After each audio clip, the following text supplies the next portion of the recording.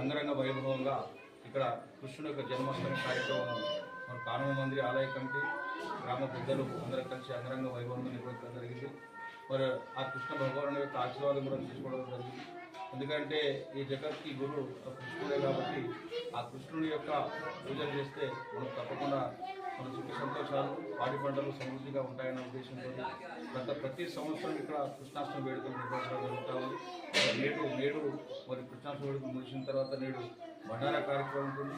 ఈ భండార కార్యక్రమంలో అన్నదాన కార్యక్రమం ఉంటుంది కాబట్టి గ్రామస్తులు పెద్ద సంఖ్యలో ఆలయ కమిటీ సభ్యులు ఇక్కడ నిత్యము ఏదైతే హరికీర్తన జరిగిందో ఆ విఠల్ గురించి మహారాజ్ గారు మన హిందూ సాంప్రదాయం మన సంస్కారం ఏ విధంగా మరి మన హరినామం ఏ విధంగా చేయాలి, ఈ భగవంతుడు ఈ జన్మ ఎందుకు ఇచ్చిండు, మరి కోటి జీవరాశుల్లో కేవలం మనిషికే ఆలోచన శక్తి ఇచ్చిండు, మరి ఆలోచన చేసే విధానం ఇచ్చిండు. కాబట్టి తప్పకుండా మనకు ఏదైతే భగవంతుడు ప్రసాదించాడో ఈ మానవ జన్మ ఆ జన్మను సార్థకం చేసుకునే విధంగా ప్రతి ఒక్కరు సంస్కారవంతులుగా ఆధ్యాత్మికవేత్తలుగా మరి భక్తి మార్గంలో సన్మార్గంలో నడవాలి అని చెప్పేసి మరి సమాజాన్ని ఉద్ధరించే విధంగా ఆ భగవంతుడిని ప్రార్థిస్తే వారి జీవితాలు ఉద్ధరణ అవుతాయని ఉద్దేశించిన వారు కీర్తనలో ముఖ్య ఉద్దేశంలో చెప్పడం జరిగింది.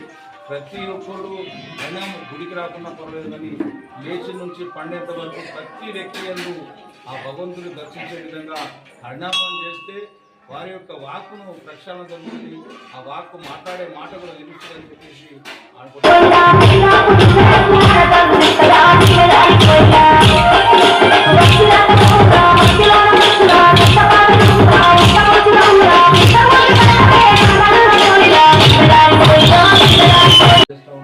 మరి ఇక్కడ మా ఆలయ కమిటీ సభ్యులు తప్పకుండా ప్రతి ఒక్కరు ఇక్కడ రోజు నిత్యం 5 రోజులు కీర్తనలు చేయడం కూడా వాళ్ళు సహాయకులు అందించడం గ్రామ ప్రజలు అందరూ ప్రజలు కావచ్చు. మా భజన మండలి సభ్యులు ఓషిటి గారు, శ్రీను గారు, లింబాద్రి గారు, నందు గారు, అబ్దుల్ గంగాధర్ గారు, మా కానుక భక్తులు మా సవలి నుంచి కూడా 3-4 రోజుల నుంచి ఇక్కడనే వచ్చేసి ఈ కృష్ణుని యొక్క సేవ చేయడం కూడా జరుగుతూ ఉంది. ఇది నిత్యం ప్రతి నిత్యం ఈ కానుక మందిరానికి దాదాపుగా మహారాష్ట్రలో ఎక్కువ భక్తులు ఉన్నారు. రాయకోడు కావచ్చు, కార్ల కావచ్చు, సవలి కావచ్చు, మళ్ళీ నింబాక్ కావచ్చు, ఈ విధంగా వయసులో అనేక గ్రామాల్లో కూడా ఈ కానుక మందిరానికి భక్తులు ఉన్నారు. వారు తప్పకుండా ఈ గోకులాష్టమి వేడుకలో వస్తారు, కృష్ణ భగవాను దర్శించుకుంటారు, అన్నదాన కార్యక్రమం విజయవంతం చేస్తారు. ఈ విధంగా ప్రతి సంవత్సరం జరుగుతూ ఉంది కాబట్టి నేడు కూడా ఆ వేడుకలు ఈరోజు ఇక్కడ నిర్వహించడం జరిగింది. అగ్రంగా అంగరంగ వైభవంగా వారందరూ మేము వేదికగా తెలియస్తాను. అన్నదాన కార్యక్రమం తప్పకుండా వచ్చేసి కృష్ణ శ్రీకృష్ణ జన్మాష్టమి వేడుకలో భాగంగా గత 12వ తారీఖు మంగళవారం రోజు నుండి కృష్ణాష్టమి వేడుకలు ప్రారంభం జరిగింది. ఈ కానవ మందిరంలో కృష్ణాష్టమి వేడుకలు శ్రీ విఠల్ గురుజీ మహారాజ్ చేత సంగీతమయ హరికీర్తన కార్యక్రమము 12వ తారీఖు నుంచి 16వ తారీఖు వరకు నిత్యము సాయంత్రం 4 గంటల నుంచి 6 గంటల వరకు సంగీతమయ హరికీర్తన ప్రవచనము కొనసాగుతూ ఉంది. అది నిన్నటితో హరికీర్తన ముగింపు జరిగింది. మరి నిన్న రాత్రి కృష్ణాష్టమి వేడుక కులాచారి దేవ మరి 3 కడులు నడుస్తూ ఉన్నాయి.